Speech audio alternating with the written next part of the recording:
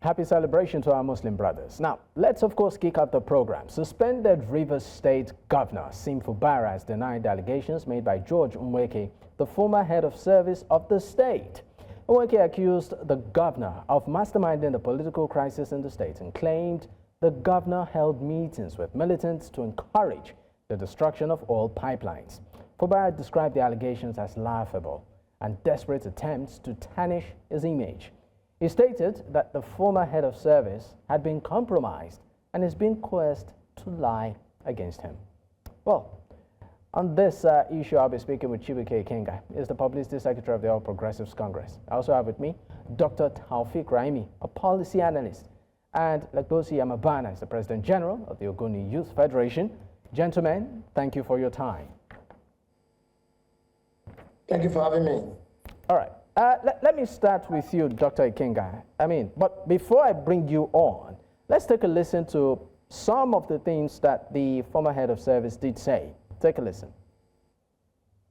After some hours of addressing the press, I saw a video of my wife trending online that I was kidnapped and that I made my statement under duress. I've already debunked that. My wife cannot speak for me on civil service matters when I'm still healthy and mentally very fit. Let me say it again. I was not kidnapped. The level of stealing of public funds and assets witnessed in the last 2 years is mind-boggling and never ever experienced in the history of the state, as we also had the highest allocation ever during this period. I've also had people saying that I have been compromised. This is over 1 year and the assembly was brought down, yet no panel of inquiry was set up. And there has not been any report on that incident from the state government until date, at least until the time I can remember, maybe yesterday. I don't know if today. Not even a police investigation. I call on the federal government to set up an independent investigation team. You heard her when she said that I flew from Port Harcourt to Abuja. I flew with Igbo Air. At least no kidnapper can carry me on a flight. And I know probably, and I believe, that she would have been misinformed. As head of my family, I apologize sincerely to the public on her behalf. Maybe I also think that she did that so that she will escape any harm. Because you know they were already hunting for me. Well, there you have it. This was one of the, will I call it a series of press conferences, I think about 2, that the former head of service did have. Now, the first one that he had was where he actually did make some damning allegations, as regards the governor, and that, of course, is what snowballed into the reactions that we are seeing. But Chibike Ikenga, let me bring you into this. You're the Publicity Secretary for the All Progressives Congress. Looking at some of the things the head of service did allege Governor Fubara, said, masterminded insecurity in the state, and at some point was even, sort of marooned or conniving with militants, even accused him of the State House being bombed. I'd like your reaction to this. Okay, thank you for having me, Dr. Thank you, other guests, watchers, and listeners.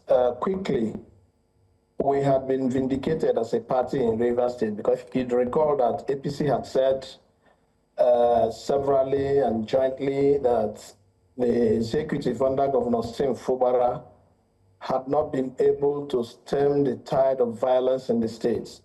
And that because the governor has failed in his responsibility, he had also failed his oath of office and allegiance, which he swore to protect the Constitution. Take note that the primary responsibility of every government is to protect lives and properties. And that had been absent in Rivers State for nearly 2 years after he took over. Also note that whatever the head of service had said today had gone further to confirming some of the opinions or positions APC in the state had held. And we are happy that things are beginning to evolve and the information is beginning to come out from the topmost members of the government under Governor Fubara. You'd recall that what the head of service, the resigned or retired head of service had said is just further adding impetus to what the Supreme Court had said. You'd recall that Supreme Court did say that the Governor Siminalayi, deliberately destroyed the Rivers State House of Assembly to untwist the Rivers State House of Assembly and to stop them from carrying out their constitutionally assigned roles. And this is just what an insider had come to say, that Supreme Court was right by saying so, putting more flesh to what the Supreme Court has said. And you also recall that the Supreme Court also did say that for the number of months Governor Wike-Fubara had been in the saddle, beginning from when he disagreed with the Mr. Chibike Ikenga, I think we, of course, are having a bit of connectivity issues with you. But if you can hear me, and we are unable to hear you, we'll definitely come back to you. Let me move the same question to Lagbosi Yamabana. Lagbosi, I believe you must have followed, the trend. Okay, I think we have Mr. Chibike back. Can you hear me? Yes, I can hear you loud. Okay, we lost you for a moment. Maybe you might just want to touch down before I move from you. At what point did you get lost? Okay, we got lost when you were trying to establish that your party has been vindicated as regards Governor Siminalayi. Let me say that, our party has been vindicated because we had all along said that the governor had failed in his oath of office and oath of allegiance. But don't you think also that in a way we are looking at a man who might maybe even though he claimed that he wasn't coerced, wasn't intimidated, we might just be looking at somebody who, looking at the odds right now, maybe might just be forced to do something against his will. Just maybe. No. Let's look at what has happened. Whatever the head of service is saying, former head of service is saying, the Supreme Court had already looked at it and taken position. Supreme Court said that the governor destroyed the House of Assembly building deliberately to try to frustrate the House of Assembly from carrying out their constitutionally assigned roles. The Supreme Court said so. The Supreme Court also said that from the point of disagreement with the House of Assembly, that there was an absence of government in Rivers State. So if that was so from the Supreme Court, then you know that some of this, but you also know that some militants, some criminal elements threaten to destroy the assets of this nation, and then the governor, whose responsibility is to rein them in, did not do so. These are the reasons why these issues have continued to fester. Okay, let me leave you and bring in Lagbosi into this. Lagbosi, your reaction. Thank you very much. I want to say that what is happening in Rivers State is very sad. And the statement by the former head of service is, to say the least, is very disturbing. That a man of that age would come to the public glare and behave the way he behaves. The kicker of all of this, even that his own wife that he married, even denied this trickery of his. And it is very worrisome to us, the young people that are in these states. This is a man that was appointed by Governor Wike-Fubara. And this is a man that claimed he resigned because he never wanted to serve under a sole administrator that wanted to hunt his former boss. Let me call it former boss, because he has already parted ways with the governor. And 24 hours to that is a drama show that he called press conference. He was sending messages to the chief of staff, to the governor, pleading that he should be given money, that 500,000 he receives as salary for months, for monthly salary, was not enough to take care of him. Calling out for help. And perhaps because he couldn't get a favorable response, perhaps because they couldn't give him money, he had to jump gun and went to the other side to take peanuts just to betray his conscience. And I feel for him because it's not about him. He is already in his departure lounge. It's about his generation, his children. What will people say when they see a young girl? I'm sorry. Lagbosi, I might just need to come in here. You said that at some point he was sending messages asking for some sort of salary review. No, not salary review. Okay. After he resigned, okay, there are clips, there are screen grabs where he sends messages to Right Honorable Edison Iye, the Chief of Staff to Governor Siminalayi Wike-Fubara, requesting that he should be sent some fund because he is broke. This is the man that just resigned less than 24 hours and was already begging. So that sort of character, what can he not do? And within a twinkle of an eye, he was already in Transcorp, according to him, granting a press conference. Someone that says he receives less than 500,000, where does he have money to lodge in Transcorp for all his days and be granting press conferences? And if you watch that press conference very closely, if you have anybody from Yomuma Eche, Aziz of Rivers State, ask them, even the language their language was even used at the background of that press conference, where he was being detected to read directly from the script that was given to him. So it was just a show. It was a scripting that he was playing. And the man was coerced into doing all of that. But that's not my challenge because Nigerians know the truth. My problem is that what legacy is this man leaving behind? Have we gotten to this stage in this country where people do not have any integrity left of them anymore? Lagbosi, one would also want to ask, if at all, the kind of person he was, even while, in service, and of course, when he was still, under Governor Wike-Fubara. What kind of person do you think the former head of service might have been, his personality? Obviously, he was a man that I see a man that wasn't contented. The man lacks contentment. And that must have also led to what has transpired, what has happened. Because I have just narrated it to you. Just a man that said to Rivers people, which is on record, that he resigned because he never wanted to sign documents to implicate the government.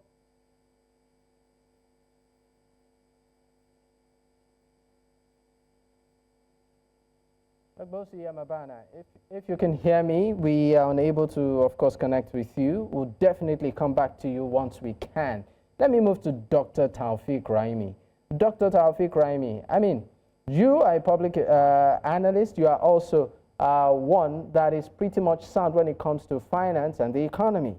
One of the reasons why this state of emergency was declared in Rivers State is that the presidency or the federal government looked at the implication of, an unrest in the state on the economic strength, particularly looking at, the economic catchment of Rivers State. But we are seeing all of this unfold from an economic standpoint, from a financial standpoint. How much of an implication do you think this might have on the economy of Rivers State and maybe Nigeria? Thank you very much for having me. Let me use this opportunity to congratulate our President, His Excellency Bola Ahmed Tinubu, GCFR, on the occasion of his 73rd birthday, which happened 2 days ago. I wish him long life, good health, and continued wisdom towards delivering quality service to all Nigerians, irrespective of our background, religion, ethnic, and location, as well as further quality delivery to Africa and to the world in general.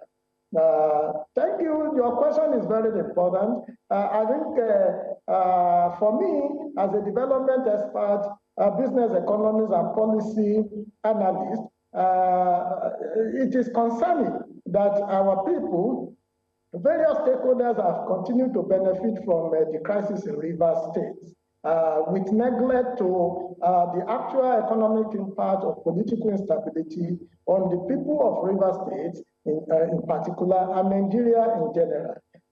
For instance, you will have noticed that the political gladiators and their associates have continued to debate and continue to align behind either the suspended governor, His Excellency Wike-Fubara, or the former, the performing minister of FCT, His Excellency George Nwaeke, or the State Assembly honorables. So they, as a stakeholder, have continued to benefit. There are also people who have also benefited by making what is happening in Rivers State into content on social media. I have also discovered that there are people who have turned the Rivers matter into entertainment by either describing it as comedy, drama, as it were. For me, what should have been important focus is to look at the implication of political crisis as we currently have been having for the last more than 1.5 years in Rivers State on the economic growth in Rivers State. It is argued by some analysts and in some analysis that Rivers State might be losing 2 trillion naira, per year. It's also argued that if this trend continues, Rivers State may be losing between 4 to 7% of the GDP. Do not forget that Rivers State is a very critical state in Nigeria.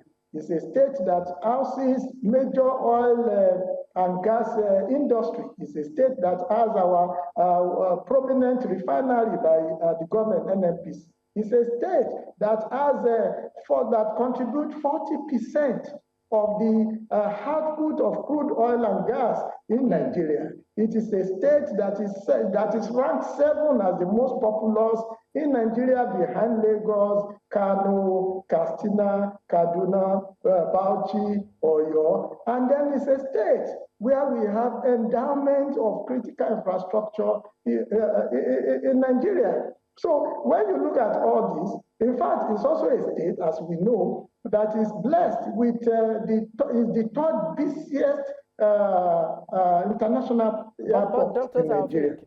Dr. Taofiq, I'm sorry to interrupt your line of thought, but I mean, you've sort of highlighted a number of issues and how critical Rivers State is. You said it's estimated that it might even lose up to 2 trillion naira per year, but we're also seeing a state where, in spite of the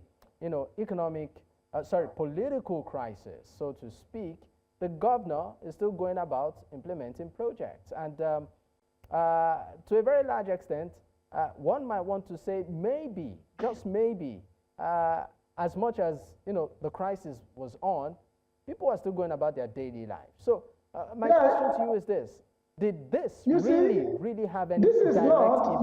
This is not where the state will have been without crisis.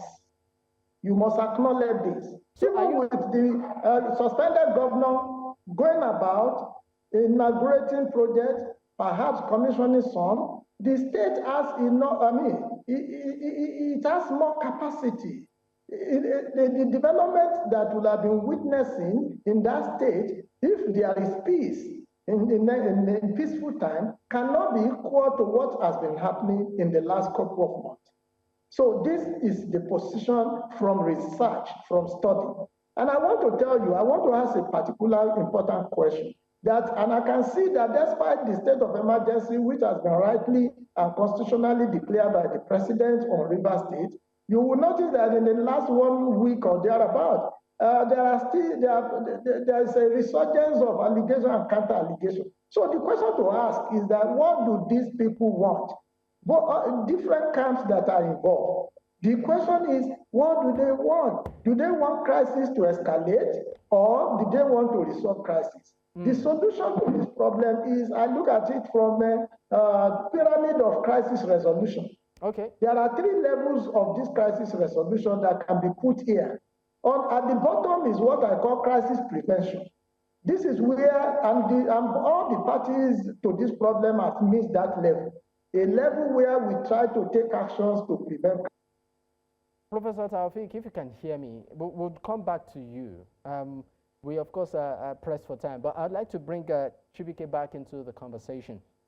Chibike, Professor Dr. Taofiq, did say that about 2 trillion naira, per year, according to some research, might have been lost as a result of the political crisis in Rivers State. As an opposition party, even the suspended governor is saying, you know what, maybe this state of emergency might have been in the best interest of the state to ensure peace and all. But my question to you is this: as an opposition in the state, does this in any way benefit you? But it doesn't at all. Rivers people are worse for it. We had counselled the governor and his team to try to abide by the provisions of the Constitution to stem the tide of what do you mean by cancel? Instability what crisis. What do you mean by cancel the governor?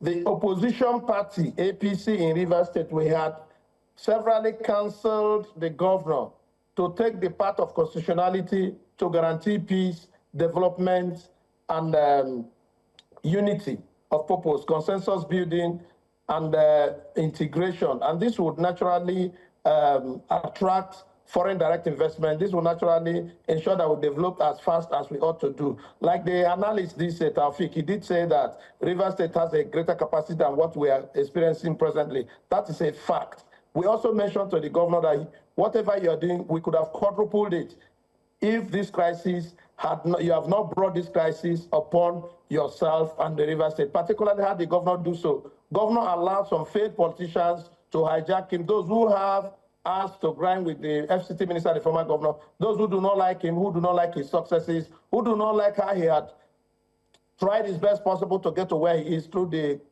God's grace. So because he has defeated quite a lot of them through elections serially, and then they now see that the disagreement between him, the benefactor, and his godson is an added advantage for them to move into the governor. And the governor did not stop them. So he allowed them to re-roll him into what we have today as state of emergency. And then Rivers State is worse for it. Rivers people, all the social services they are yearning for had disappeared, and we are worse for it. And today I can tell you profoundly that Rivers State is in a deep political crisis until the president intervened. And the intervention of the president is the most suspicious thing, the most relevant thing that happened to Rivers people. Today we can heave a sigh of relief that the greater days are beginning to come back, and we are sure that when the stability is come, Rivers State will move forward and compete favorably with their contemporaries. Because as we speak today, Anambra, Abia, etc., are in front of Rivers State. We're not even competing again with Lagos, which we did previous years ago. So unfortunately, Rivers people are not happy, and as an opposition party, we are very unhappy, but we are happy with the president for his intervention to save lives and property. Even though some might speculate that maybe it's to the advantage of the APC in the state. Yes, completely. It is to advantage to the extent that PDP is in crisis from the national down to the grassroots. APC is harnessing those opportunities to take over the reins of government come 2027. We are really working assiduously to ensuring that we take over the reins of government and provide good governance, provide accountability, transparency that we lack presently in the states. Let me bring in Lagbosi into the conversation. Lagbosi, I of course will give you the right to respond or react to some of the things that have been said. But some have also speculated that maybe Governor Wike-Fubara, was the final moments of the declaration of state of emergency, became weak in this fight, and in a way maybe even betrayed the confidence some residents of Rivers State might have had in him.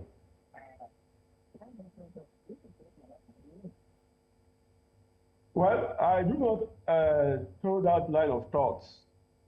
I can tell you for free that the Governor Wike-Fubara, is the most peaceful governor in this country, the most peaceful. In fact, I have never seen any governor in the history of Nigeria that has been humiliated like the way Governor Wike-Fubara has been humiliated. But because of his love for peace and development, he let go. But in one of his sorry, speeches, sorry, he said that no price is too much for him to pay for peace. I'm sorry to And so, interrupt you. I'm even sorry the to local interrupt you. government I'm chairman- sorry to interrupt you, Lagbosi. But for some, political observers, they will feel that if the same situation happened in certain states where certain politicians are in power, the case might have been different. And I mean, even though you're talking about peace, there is a level of maybe strength your followers would expect that you eschewed, in difficult times. So, I just want you to be very precise. Is this a situation of somebody acting in the interest of peace or from a point of weakness? It is a situation of somebody acting from the strength of peace, from the point of peace, rather, not weakness. The governor has tremendous respect for the president and commander-in-chief of the Federal Republic of Nigeria. Even though he is a PDP governor, he has said in all fora that his supporters should align with the policies and direction of President Bola Ahmed Tinubu. It is a public knowledge, and he has tremendous respect for him. And so whatever the president has done, the governor does not want to join issues with the president. Because of that respect he has for him, he sees him as a father. And so nobody should misconstrue that for weakness. He is not weak. Let me tell you, the kind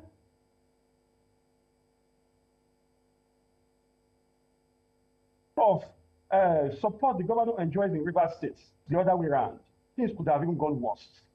But the state has been peaceful all along. The reason that was adduced by the president for declaring the state of emergency were all first impressions they gave to Mr. President with all due respect. For instance, Mr. President said the governor destroyed the state assembly without building it. But even the sole administrator, when he came to Port Harcourt, he visited the facility and said that from what he is seen on the ground, that the facility is 80% completed, and that the governor had already paid the contractors off. You see, which runs contrary to what they told Mr. President. The governor donated, speedboat and gunboats to the Nigerian Navy, even donated aircraft to the Nigerian Air Force to combat insecurity in the state and in the Niger Delta. The governor has been preaching peace all along. But I think those that briefed Mr. President are trying to, use their closeness and their proximity with the president to destroy the states. And I do not know what they will gain. And these people are people that have gotten everything they have become, River State made them. But they want River State to suffer just for their own personal interest. I mean, the governor, to me, is our hero. Okay. And we celebrate him, All right. Because if he had not told these parts, if he has behaved like the Eastwide governors, I tell you, not just River State, the entire Niger Delta could have been on fire. But thank God for the kind of man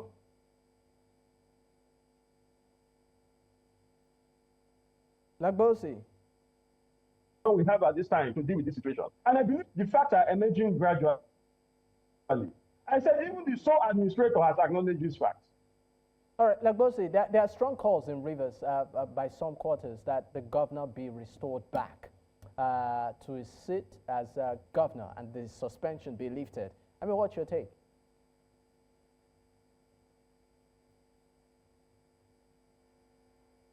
Did you get my question? I think we have a bit of connectivity. Yes. Okay. So I said that there are calls that the governor be restored back, the suspension be lifted. What's your take? That call that the governor should be reinstated is on the lips of every Rivers man and woman. Every genuine Rivers man and woman is making that call. Both the Christian, the Muslim, and all religion. People are happy with His Excellency, the governor of Rivers State, and they want him reinstated. Some curious minds might say, what if that never happens? I mean, it's politics. I mean, what do you speculate would be the repercussion? we have confidence in Mr. President that he will reinstate the governor, even before the expiration of the 6 months, because the actions he took, he has information. Lagbosi, we are having a lot of difficulty. Yes. But so far, so good. Okay. We're having a difficulty connecting with you, Lagbosi, if you can hear me. But I'll come back to you. Let me go back to Chibike. Chibike, I'm going to ask you the same question. Do you think Governor Wike-Fubara is weak? Well, he was properly brought up, trained, and prepared for the job. But the governor, I don't know what happened to him. He refused to do the proper things by allowing some ethnic chauvinists, jingoists, to railroad him into pursuing ethnic agenda. And that ethnic agenda is what had also formed part of the crisis we have, where the governor ought to take some very strong steps in stemming the tide of the threats threats of violence to national assets. He didn't do that. And those things were part of the crisis that snowballed into what we have as state of emergency. The governor is my friend, but I'm not part of his team. I'm not supporting him. I'm against his policies because he allowed some persons like Kaba, the INC, a partisan INC from Bayelsa State, and some other people from Delta State, George, who tried to come to create crisis in Rivers State. That's what weakened him. He has strong supporters from the Rivers Ijoya, led by Senator George Sekibo, led by Erastus Awotu, Gina Samson Ngarabara, and Boma Yeye, the Fifekachere and all that. These are strong Ijo sons and daughters who support, like Ojuka Flagamakri, Dame Morin Tamino. These are strong Ijo sons and daughters who support strongly good governance, who support transparency and accountability, who believe in one River State. So the governor became weakened by his own actions or inactions, by allowing some people we describe as meddlesome interlopers who come into River State to begin to lay claims to things that they do not have rights to do so, because no one Nigerian citizen can belong to two states at the same time. So these are the things that weakened the governor, and they made him vulnerable. And then he also allowed some crisis entrepreneurs, like one House of Reps member, Ugo Chinyere, and cohorts. They were the people that milked him and then reaped deep holes in the treasury of Rivers State and created crisis for him, and they made him confront the states. Because the responsibility of every government, that's why President Bola Ahmed Tinubu is on the right track. The decision to impose state of emergency is right, because the primary responsibility of the government, the raising the tar of every government, is to protect lives and properties, and he did intervene at the most appropriate time to save lives. So the governor became weakened by his own inactions or actions leading up to this state of emergency declaration. I mean, let's also look at the role of the former governor of the state, Wike, in all of this. Some might even say that this declaration of a state of emergency benefited maybe him, while some differ because of the 27 lawmakers, which of course did affect. So my question is, the former governor, Wike, who is now the minister of the FCT, even though he claims to be a PDP member, is an active member of your party, the APC. How does this benefit him in any way? I take exception to that when you said even though he claims to be a member of PDP. Chief Wike is not a member of the APC. He's a minister under the APC government. He's a substantive member a founding member of the PDP in Nigeria, and a strong one for that matter. However, it is the same system that threw up Governor Wike-Fubara that also threw up members of the Rivers State House of Assembly under Right Honorable Martin Sameula as Speaker. So if they disagreed, it's a political disagreement between the executive and the legislature. And then the responsibility of their boss, their benefactor, Chief Wike, is to intervene and restore equilibrium. And he did so. And if the president, you said Wike intervened to restore peace and stability. Did he really intervene to restore peace and stability? Because, I mean, for of course he did. How? He did. Can you hear me? Yes. Of course he did. Through backdoor meetings and all that, he didn't work until the governor reported to the president. And the president came in, intervened through the presidential proclamation for peace in Rivers State. which the governor initially agreed to abide by. I was in that meeting, the governor signed, and all other stakeholders signed to abide by the provisions of that proclamation. But a few days afterwards, when the governor came back, and those crisis entrepreneurs who call themselves partisan elders went to court. And when they went to court, they challenged the president and told the governor that it was not constitutional for the president to intervene. It was at that point the governor now agreed with them and started backtracking, which led to where we are today. So someone will benefit. Once a decision is taken one way or the other, someone will benefit, someone will lose. So it is politics. You lose or you win. But what we advocate as APC is that there should be concessions. There should be meetings wherein concessions will be made, where compromises will be made. You win some, you lose some. Okay. That's what leadership is all about. Chibike, before I let you go, yeah, just a quick one before I let you go. Now, I mean, I'm still staying on the minister of the FCT, Nwaeke. Is a member of the People's Democratic Party and a minister under your government. If there is an election today in Rivers State, which party do you think he will support? Firstly, Chief Nwaeke is not the first person to be a governor in another party. Chief Siminalayi Onumba Rebisi from Rivers State was Minister of State for Agriculture. He was an MPN person, but he became a minister under President Shagari. So these are things that happen. And then to mention, just only if there are a few other persons who are from other parties that become government officials. Once a government reform party is just a machinery through which you can access power. So you are practically saying should there be an election today? Sorry, because we need to go. You are practically saying should there be an election today? You don't feel threatened. Should he? And this is me just saying. Nwaeke will support the PDP. He will support PDP, and we are supporting the APC. And you are comfortable with that? Why not? He's not a member of our party. We square it up when we meet at the field, though he has been defeating us serially. But this time that we have a president, we will defeat PDP in Rivers State. All right. Thank you so much for your time on the program. Chibike Ikenga, a publicity secretary of the All Progressives Congress. I would have loved to extend this conversation, but this is what time would permit.